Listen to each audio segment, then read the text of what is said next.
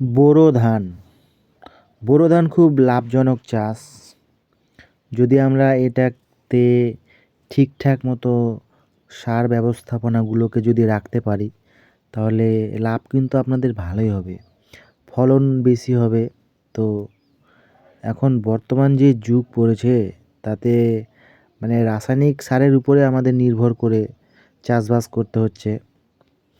এখন তো মানে জৈব সার সেরকম ব্যবহার করাই দেখা যায় না। তো যাকগে, এই রাসায়নিক যে সার ব্যবস্থা, এটাতে আমরা ঠিকঠাক মতো যদি আমরা সময় মতো প্রয়োগ করি, তাহলে আপনাদের বোরো ধানের ফলন অটোমেটিক বেড়ে যাবে। এবং আপনাদের ফলন যদি বেড়ে যায়, তাহলে আপনাদের লাভও বেশি হবে।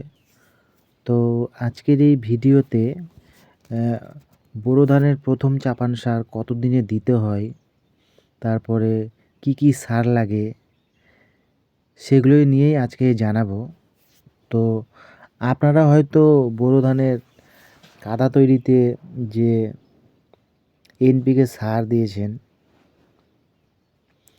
সেটা দেওয়ার পর আবার আপনারা হয়তো মানে আগাছা নাশকের জন্য হয়তো আপনারা হার্বিসাইড দিয়েছেন, মানে যেটাকে আমরা বলি ঘাস মারা, হয়তো পাউডার দিয়েছেন।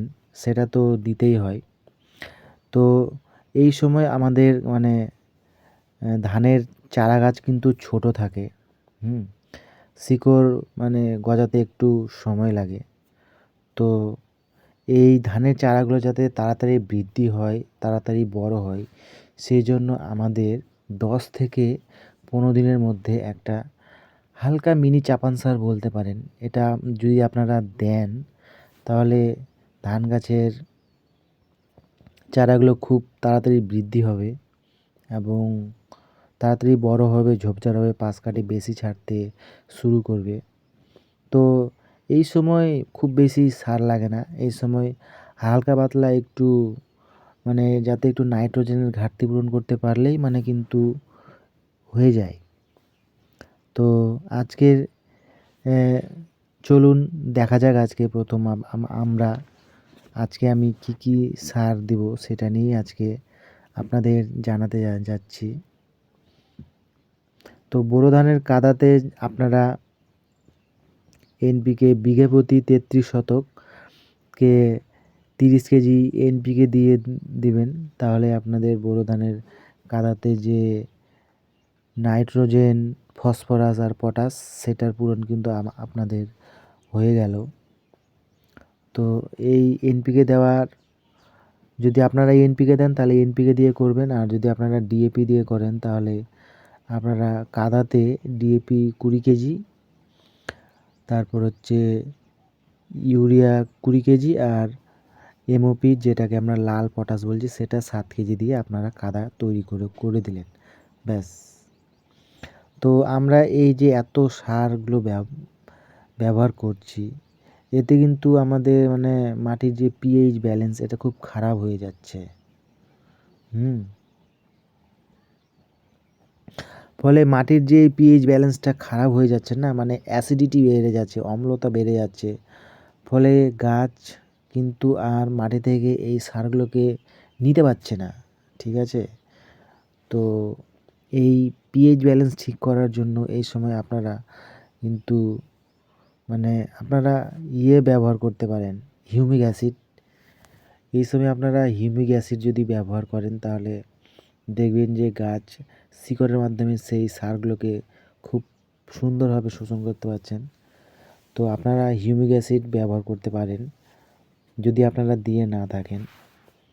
আর মাটিতে যদি আপনারা ঠিক মতো মানে সারটা যদি সম পরিমাণে সুষমভাবে যদি দেওয়া থাকে, তাহলে গাছ কিন্তু নিজেই জিবরেলিন, অক্সিন, সাইটোকাইনিন এই সমস্ত হরমোনগুলো তৈরি করে।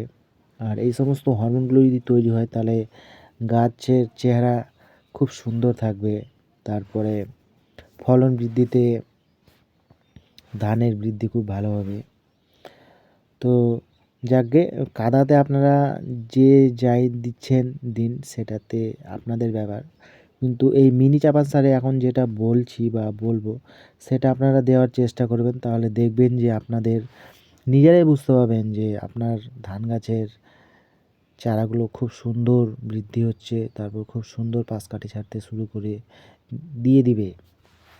তো প্রথম যে সারটার কথা বলছি সেটা হচ্ছে নাইট্রোজেনের জন্য আপনারা ইউরিয়া ব্যবহার করবেন এই সময়। তো ইউরিয়া বিঘা প্রতি 33 শতকে ইউরিয়া দিবেন আপনারা 10 কেজি। এই 10 কেজি ইউরিয়া সার দিলেই কিন্তু আপনাদের বিঘা প্রতি মানে মানে কমপ্লিট একটা সার বলতে পারেন প্রথম মিনি চাপান সারে। আর এই ইউরিয়ার সঙ্গে আর যে প্রোডাক্টগুলো মেশাবেন সেগুলো মানে যদি আপনারা মেশান তাহলে খুব খুব খুব খুব ভালো হবে। তো এই ইউরিয়ার সঙ্গে এখন বলছে 10 কেজি জায়গায় যদি আপনারা 12-13 কেজি দেন কোনো সমস্যা নেই, দিতে পারেন। মানে আপনারা জমির অবস্থা বুঝে একটু যদি সার বেশি দেন কোনো প্রবলেম নেই। তো মিনিমাম 10 কেজি দেওয়ার চেষ্টা করবেন বিঘা প্রতি। এই সময় আপনারা মানে সালফার সালফার দেওয়ার চেষ্টা করবেন, ঠিক আছে? এই সালফার যদি আপনারা দেন তাহলে মানে গাছটা খুব সুন্দর সবুজ কালো হয়ে থাকবে, সহজে মানে গাছটা হলুদ বর্ণ ধারণ করবে না। তো এই সালফার দিবেন আপনারা 2 কেজি। এখন বাজারে আপনারা অনেক রকমের সালফার পেয়ে যাবেন, তো যেগুলো চিলেটেড আকারে থাকে সেইগুলো দেওয়ার চেষ্টা করেন, বা যেগুলো গুঁড়ো আকারে থাকার চেষ্টা করে সেইগুলো দেবেন। যেগুলো 1 কেজির প্যাকেট হয়, 5 কেজির প্যাকেট হয়, সেই সালফারগুলো আপনারা 2 কেজি দিয়ে দেবেন। আর বাজারে অনেক কোম্পানির সালফার চলে আসছে, বা 80% WG সালফার এগুলোও দিতে পারেন। তো সালফার 2 কেজি। আর জিঙ্ক দেবেন এই সময়। জিঙ্কও এই সময় মানে এই ছোটো গাছের জিঙ্ক খুব প্রয়োজন। আমরা এই জিঙ্কের কথা ভুলেই যাই।